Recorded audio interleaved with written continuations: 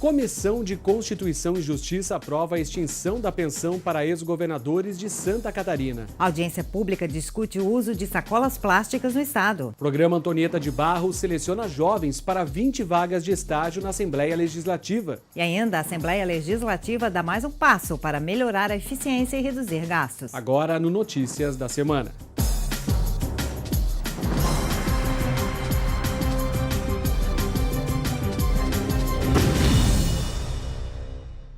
Uma comitiva da Suíça esteve esta semana em Florianópolis. Eles visitaram a Assembleia Legislativa. O grupo veio tratar do interesse do país europeu em investir em Santa Catarina. A comitiva foi recebida pelo presidente da Assembleia Legislativa, deputado Silvio Drevik, do PP. O grupo apresentou o cônsul honorário da Suíça em Florianópolis, Luiz Gonzaga Coelho. O consulado era em Joinville e em um mês passará a ser em Florianópolis. A mudança trará novos desafios. A aproximação, criar laços. A Suíça é um país muito rico em competência, em qualidade, e acredito que isso vai ser muito positivo e proveitoso para o nosso estado. Eu espero que isso fortaleça e crie ainda muito mais pontes para que empresas suíças venham se instalar no nosso estado, que é muito próximo, muito parecido, e que também empresas de Santa Catarina utilizem a Suíça como porta de entrada para o mercado europeu. O embaixador da Suíça no Brasil também participou do encontro. Durante a reunião, eles conversaram sobre o forte potencial econômico de Santa Catarina e as semelhanças com o país europeu. O estado tem poder para atrair novos investidores e estreitar ainda mais a relação com os suíços. Em um ano já podemos fazer um bilhão muito positivo de investimentos suíços que já vieram, como, por exemplo, a concessão que ganhou o Zurich Airport para fazer o novo aeroporto de Florianópolis. Há interesse de outros negócios também em Santa Catarina, tanto no setor público quanto no privado. Por conta disso, nós temos que dar celeridade aqui na casa de aprovar as concessões nos projetos de leis que estão tramitando. E, além disso, os investimentos que virão por esse relacionamento agora que sai fortalecido com a criação do consulado aqui em Florianópolis, certamente que para Santa Catarina, além da visita, nós temos uma notícia, ou seja, muito positiva no sentido de investimentos. Durante a sessão ordinária desta semana, 4 mensagens de veto encaminhadas pelo governo foram votadas pelos parlamentares. Olha, Cláudia, 3 delas foram mantidas, mas uma foi rejeitada e agora vai virar lei. Veja na reportagem de Deluana Bus. A mensagem de veto encaminhada pelo governo foi rejeitada pela maioria dos deputados. E agora o projeto de autoria do deputado Patrício Destro vai virar lei. A proposta obriga estabelecimentos com grande circulação de pessoas a disponibilizarem um equipamento de telefonia adaptado para pessoas com deficiência auditiva, da fala e visual. Hospitais, shoppings, universidades, escolas e prédios públicos estão entre os espaços que deverão contar com equipamento. É um equipamento simples que as companhias poderiam disponibilizar isso para essa população. Só para você ter ideia, hoje em Joinville nós temos mais ou menos 25 mil pessoas que têm esse problema e hoje encontram dificuldade para conseguir se comunicar. Durante a sessão, os deputados também aprovaram a admissibilidade de uma proposta de emenda à Constituição, que agora começa a tramitar no Parlamento. De autoria do deputado João Amin, com assinatura de outros deputados, a PEC vai permitir convênio entre Estado e municípios para a prestação de informações sobre operações com cartões de crédito e débito. A ideia é que o município tenha acesso à informação e firme convênio com o Estado para obter essas informações de quanto de imposto tem disponível e buscar, com essas informações, os recursos deixados em cada município. É um volume muito grande e, infelizmente, esses recursos estão indo para as cidades onde as bandeiras de cartão de crédito estão sediadas. A exemplo, o Barueri, por exemplo.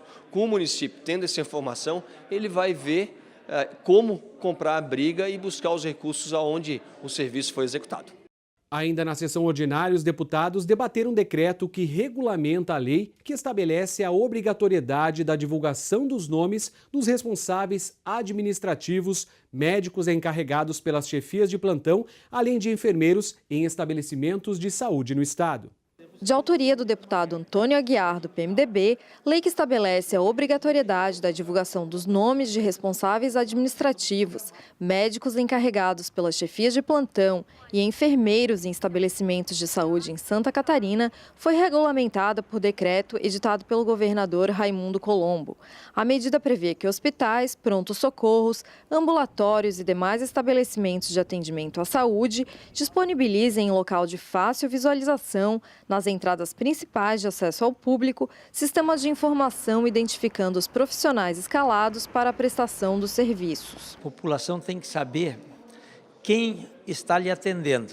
Então vai ter uma publicação em cada estabelecimento dizendo, olha, aqui nesse estabelecimento tem o médico de plantão, o nome dele, tem o enfermeiro de plantão, o seu nome, auxiliar de enfermagem, o seu nome.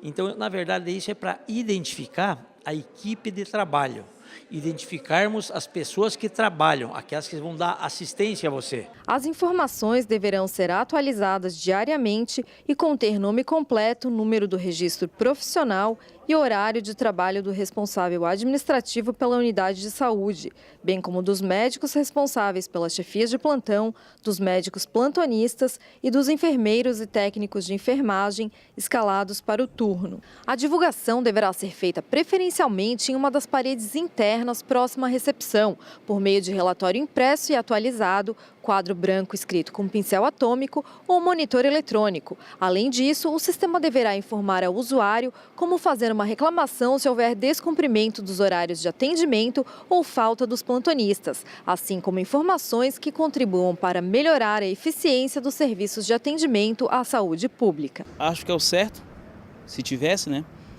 E porque você pode acompanhar através da lista, entendeu? Todo mundo pode ver que realmente eles compareceram, que eles estão presentes. Eu acho super válida, na real, porque os médicos faltam muito e seria bom para controlar, né? E a população que vem aqui para o posto ia estar sabendo quais são os médicos que faltam e tal. Para evitar que a pessoa venha, bata o cartão e vá embora, né? E você fica aí uma fila imensa dentro do hospital, aguardando um profissional que deveria estar ali e não está, né? Uma lista dessa a gente consegue, eu quero um ortopedista, essa pessoa está aqui, se não está, por que está demorando, ele está em atendimento, ele está em horário de almoço, qual é essa relação? Então vai ser de bom proveito de toda a população. A responsabilidade de divulgação, controle e atualização das informações determinadas na lei é do gestor da unidade de saúde. O decreto regulamenta a lei que entrou em vigor em março deste ano. E a seguir, Polícia Militar ganha reforço no efetivo. A gente já volta. Até já.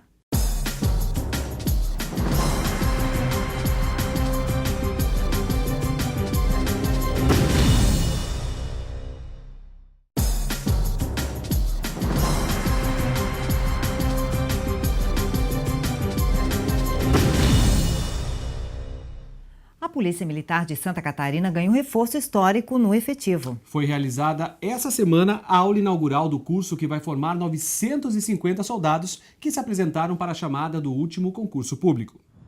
A cerimônia foi no Centro de Treinamento da Polícia Militar em Florianópolis, com a presença de autoridades e familiares dos alunos. São 866 homens e 84 mulheres que a partir de agora vão passar por uma árdua rotina acadêmica, com 1.240 horas-aula para a formação ética e profissional. O curso de formação dos novos soldados começa justamente na semana em que a PM do Estado comemora 182 anos. Durante a solenidade, o secretário de Estado da Segurança Pública, César Gruba, destacou a qualidade do curso de formação de PMs de Santa Catarina. O curso de formação de soldados em Santa Catarina é um referencial né, para todos os cursos de formação das polícias militares no Brasil, inclusive na questão do respeito aos direitos humanos. Representantes do Parlamento Estadual também participaram da cerimônia. Novos soldados que, a partir de 1º de janeiro de 2018, estarão nas ruas, nessa grande demanda da sociedade catarinense, que é a segurança. Momento de coragem do governo do Estado, momento de crise, momento de recessão do Estado de Santa Catarina, está chamando 950 policiais para entrar na academia e para daqui a 6, 7 meses estar nas ruas de Santa Catarina. De 2011 até agora, a PM de Santa Catarina recebeu mais de 4.800 novos homens. Metade do atual efetivo, que se mantém na ativa, entrou na atual administração. Essa nomeação é considerada histórica, a maior desde a fundação da PM. A partir de agora, os 950 alunos já integram a Polícia Militar. O curso de formação deve durar 8 meses e inclui aulas que vão da gestão em segurança pública e gestão de conflitos e situações críticas a conhecimentos jurídicos. Os alunos vão se dividir em turmas diferentes, aqui no Centro de Formação em Florianópolis e em batalhões de outros 15 municípios do estado. Após a formatura, eles serão distribuídos por várias cidades. O salário inicial do policial militar em Santa Catarina é de R$ 4.800. O impacto dos novos convocados na folha de pagamento do Estado deverá ser de aproximadamente R$ 70 milhões por ano. Durante a cerimônia, o governador fez a abertura oficial do curso e destacou a necessidade urgente de recomposição do quadro de PMs, tendo em vista o grande número de aposentadorias. Todo ano, nesses anos, nós tivemos um saldo, né? E ele vai continuar. E nós temos que continuar esse trabalho durante vários anos, até porque o desafio de enfrentar a violência é cada vez maior, ela tende a crescer. Isso está acontecendo em todo o Brasil. Por isso que nós temos que continuar esse esforço e o ano que vem fazer uma chamada desse mesmo tamanho.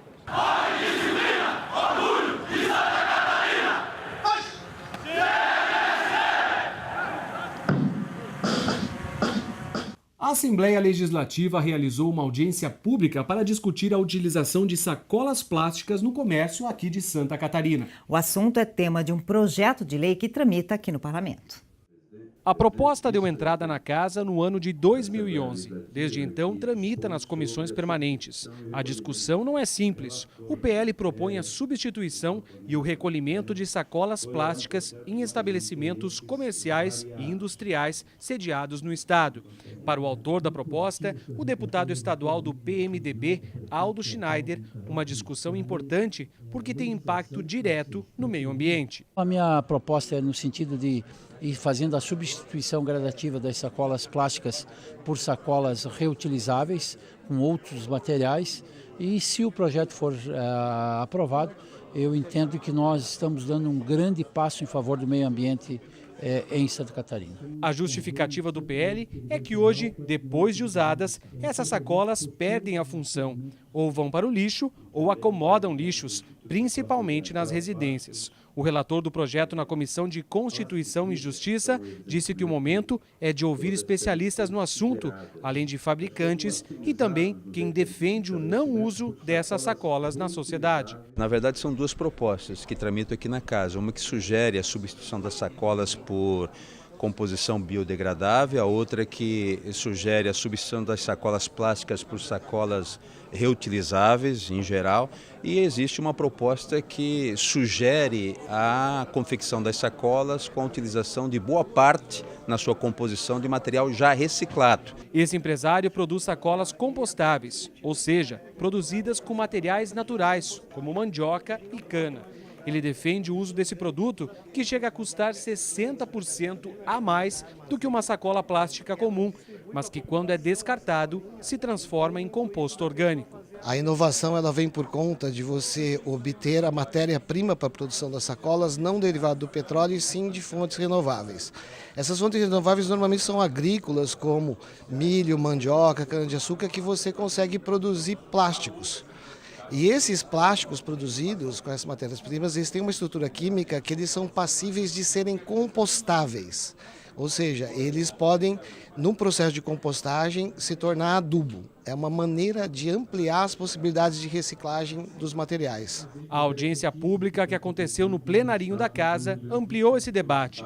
Também foram ouvidos representantes do setor que defendem o uso consciente do produto. Essas sacolinhas são 100% recicláveis, elas atingem um contingente imenso de trabalhadores nesse país inteiro, e especificamente em Santa Catarina. Nós temos mais de 200 entidades que lidam com a coleta e a reciclagem de materiais plásticos, de sacolinhas plásticas, e na sua produção também temos uma centena de empresas produzindo este material para distribuição aqui no estado como um todo. A gente entende que o grande problema da sacola não é ela em si, mas sim como a população lida com ela. Então a gente vai a supermercados hoje e vê sacolas fabricadas fora de normas técnicas.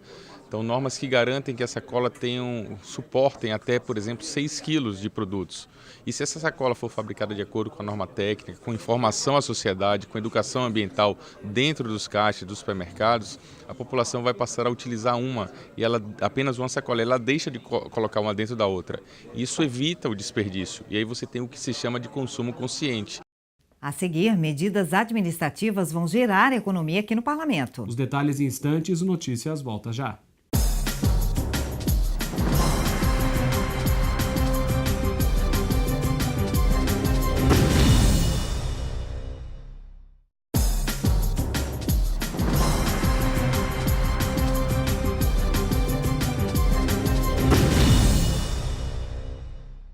A Assembleia Legislativa dá mais um passo para melhorar a eficiência e reduzir gastos. Tramita na casa um projeto de lei complementar que deve gerar economia de aproximadamente R$1 milhão por ano. A reportagem é de Maria Helena Salles. O projeto de lei complementar 005 está em discussão na Comissão de Constituição e Justiça e é uma das medidas do pacote da reforma administrativa em curso na casa. Entre as mudanças propostas está a redução e transformação das funções de confiança que atendem os servidores efetivos. Na prática, o projeto dá liberdade à mesa para redefinir essas funções, o que deverá representar uma economia de R$250 mil por ano. Outra mudança é a redução do número de servidores efetivos de outros órgãos que estão à disposição do Poder Legislativo Estadual. A intenção é limitar em até 100 o número de servidores nesta condição. O projeto também transforma 15 gratificações por desempenho de atividades especiais em cargos técnicos comissionados. A economia desta medida é de 50%, equivalendo a uma redução de gastos de aproximadamente R$750 mil por ano. O objetivo do projeto de lei complementar é dar sequência à reforma administrativa que está em curso no Poder Legislativo Estadual para melhorar a eficiência e reduzir gastos. É um processo de reestruturação e readequação sem criar despesas. No total, as medidas previstas no PLC 005 devem gerar uma economia de aproximadamente R$1 milhão ao ano. Com a aprovação desse projeto, a Assembleia Legislativa continua a promover os ajustes administrativos que começaram em 2015, com a extinção de cargos, a devolução de policiais militares à corporação, a implantação de regras mais rígidas para a concessão de diárias a deputados e servidores e a redução de gastos com os escritórios de representação dos deputados nas bases. Medidas que permitiram a devolução de recursos ao Poder Executivo no final de cada ano. Grande parte do dinheiro devolvido foi utilizada na área da saúde. De 2011 até agora, o Parlamento Estadual já devolveu mais de R$200 milhões ao governo do Estado. Foram 40 milhões em 2011, outros 40 no ano seguinte. E no ano passado, a Assembleia devolveu, em agosto, R$106 milhões referentes à economia de 2015 que estava aplicada. No final do ano, devolveu outros 30 milhões. O projeto em tramitação é mais um passo nessa política de usar de forma mais eficiente os recursos públicos, transformados sempre em benefícios para a população catarinense. Esse projeto também tem esse objetivo, ou seja, reduzir despesas, não importa cargos ou gratificações, o que se trata do assunto. O fato é que com mais esta ação, nós vamos economizar na ordem de 90 mil por mês. Então, portanto, é um projeto que vem a favor da população catarinense. Esses recursos são, de algum modo, devolvidos para o Tesouro do Estado e o governo pode aplicar em saúde, educação, rodovias, sinalização, etc. Mas a grande maioria dos recursos que são devolvidos vão para a saúde ou para a educação. Os novos estagiários do programa Alesc Inclusiva já estão trabalhando. Os estudantes estão atuando há um mês na casa e nessa semana foram recebidos pelo presidente do parlamento. Eles são estudantes e estão cheios de expectativas. Para a maioria deles, o estágio é o primeiro contato com o mercado de trabalho. O Alesc Inclusiva dá oportunidade a jovens que estão no ensino médio ou na faculdade. Desde 2013, o programa seleciona alunos que tenham algum tipo de deficiência e os oferece a chance de começar uma nova fase da vida. É fundamental que a Assembleia abra esse espaço para estudantes, né, que possam também contribuir com os seus talentos, com os seus dons para o bom serviço aqui no Parlamento Catarinense. Ganha o estagiário, né, que cresce também do seu ponto de vista profissional e ganha a casa em função da presença dessas pessoas muito especiais aqui no ambiente de trabalho. São 9 novos estagiários que estão trabalhando em diversos setores da Assembleia Legislativa há um mês. O estágio tem um contrato de 1 ano, podendo ser prorrogado por mais um. Eles recebem remuneração de R$ 650 a R$ 950 por mês, dependendo do nível de estudo. Sandra ficou surpresa ao ser selecionada pelo programa. Ela não esperava conquistar a vaga. Abriu portas, né? Eu ia fazer só ensino médio, parar e pronto. Aí, por causa dessa oportunidade, eu resolvi fazer faculdade. Foi muito importante para mim. O deputado Silvio Drevik, do PP, presidente da Assembleia Legislativa, destacou que a iniciativa é tão boa que vem sendo copiada por outros órgãos públicos, como a Prefeitura de Florianópolis. O modelo de estágios já contribuiu para a formação de muitos jovens e vai continuar cumprindo muito bem esse papel. Certamente que muitos desses jovens, enfim, que estão participando hoje, irão ter oportunidade no mercado de trabalho passando por essa fase. Nós vimos aqui que tem desde advogada, nutricionista, publicitários, então ficamos muito felizes em poder dar nossa contribuição em nome da Assembleia Legislativa. Na sessão ordinária de quarta-feira, 5 mensagens de veto encaminhadas pelo Executivo foram votadas pelos deputados. 2 delas foram mantidas, 3 rejeitadas. Os projetos agora vão virar lei. O primeiro veto derrubado pelos parlamentares era de um projeto do deputado Fernando Coruja, do PMDB. A proposta, que agora vai virar lei, institui em Santa Catarina uma tabela complementar do SUS nacional. Hoje nós temos uma tabela nacional, embora alguns estados já tenham uma tabela diferenciada, e isso faz com que determinados procedimentos paguem um valor muito alto e muita gente se interessa por fazer, e outros o valor é irrisório e ninguém se interessa por fazer. Então, Santa Catarina pode ter uma tabela diferenciada de forma a atrair mais prestadores para trabalharem pelo SUS. Outro projeto, que agora será transformado em lei, é de autoria da deputada Luciane Carminati, do PT. A proposta torna obrigatória a presença de um segundo professor em salas de aula da rede pública estadual que tiverem alunos com deficiência. Garantindo que esse profissional tem direito à capacitação, à formação e que ele precisa interagir com a turma, responder por aquele aluno, mas interagir com a turma para que não haja segregação, é fundamental, porque define que o aluno especial passa a ter direito à educação de qualidade, com um profissional habilitado, e este professor também ele tem os mesmos direitos que os demais professores da escola. Os parlamentares também derrubaram o veto do governo a um projeto do deputado PMDBista Aldo Schneider. A proposta, que agora vai virar lei, busca destinar parte dos recursos dos programas de eficiência energética da Celesc para propriedades rurais do estado. Uma lei federal em vigor desde o ano 2000 determina que no mínimo 0,5% da receita líquida das empresas concessionárias de energia elétrica devem ser investidos em programas de eficiência energética. Em Santa Catarina, a cada ano, a Celesc destina entre 35 e 50 milhões de reais para ações que buscam a redução do consumo de energia. Já foram realizados investimentos nas redes de iluminação das APAES e de hospitais do estado, além de programas para a troca de eletrodomésticos em comunidades carentes. Agora, as unidades consumidoras rurais do estado também deverão ser beneficiadas.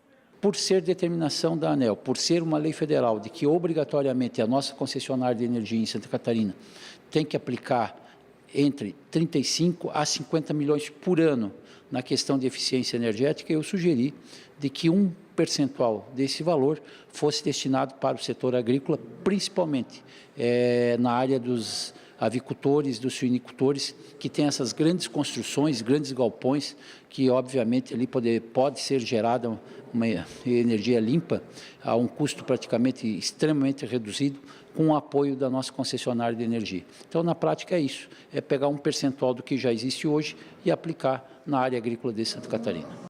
Os deputados que fazem parte da Comissão de Constituição e Justiça aprovaram a proposta de emenda à Constituição que acaba com a pensão paga a ex-governadores de Santa Catarina.